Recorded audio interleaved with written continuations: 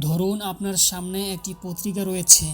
কোনো পাগলেও কি এই কথা বলতে পারে যে জঙ্গলের বাঁশ হাওয়ায় উড়ে এসে কাগজে রূপান্তরিত হয়েছে।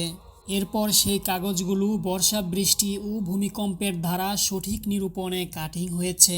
কিছুদিন পরে থাকার পর সেগুলোর উপর এমনি এমনি অক্ষরগুলো বসে গেছে। কোনো রিপোর্টার কিংবা সংবাদকের লেখনী ছোঁয়া ছাড়াই চলমান বিশ্বের টাটকা তাজা খবরগুলো এসে জমায়েত হয়েছে।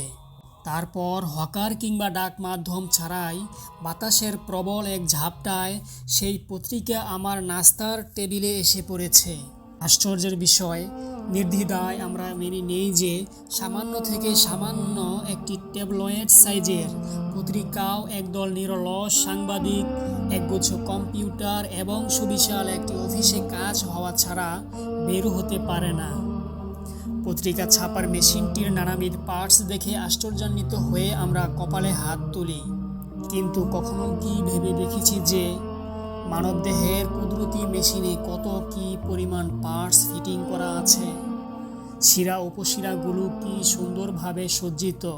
ভক্ষণকৃত খাদ্যদ্রব্য হজমের বিস্ময়কর এক পাকস্থলী দেওয়া হয়েছে। এছাড়া অন্যান্য পার্টস তো আছেই। অধুনা বিশ্বের নতুন আবিষ্কৃত মেশিনারি দ্রব্যাদির চেয়েও সূক্ষ্মাতিসূক্ষ্ম পন্থায় মানবদেহে কুদরতি মেশিন সেট করা হয়েছে। এতদ সত্ত্বেও এক শ্রেণীর জ্ঞানপাপী জড়বাদী ব্যক্তি এই কথা মনে করে তৃপ্তির ঢেকুর তোলেন যে এগুলো এমনি এমনি সৃষ্টি হয়েছে।